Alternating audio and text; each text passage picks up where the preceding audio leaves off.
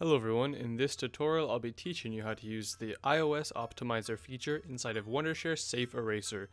So after you've loaded up the program and loaded your device, we're going to go ahead and click on this iOS optimizer on the right side. It says one click to release massive space and improve the performance of your iOS device. So I'll go ahead and click on that. And now we have a lot of options to choose from.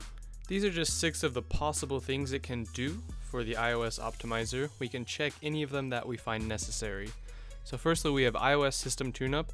It cleans up the iOS system and boosts your device's running performance, basically getting rid of useless stuff.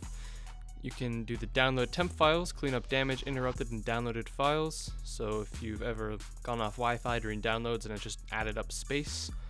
You can do app generated files, cleans up the caches and cookies and things that most people never clean off.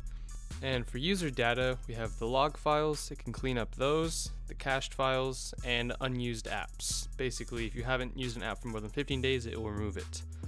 So I'm going to go ahead and select a few of these and then click on Start Scan. Now it's going to go through the parameters I selected and clean up the system according to what I did select. Depending on how large your iPod is or how many of those you selected and how full your iPod or iPhone is, then it will take probably a bit longer. After it's finished with that process, it'll bring up all of the programs or things that it can clean up, and we can select them if we want to remove these, or we can just select this one if we want to remove these.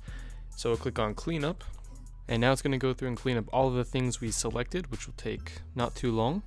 And now it's going to reboot the device. Make sure you don't unplug it during this process. And then once it reboots, I need to make sure I put in my password if you have one, so I can get back in and the program can access my iPod.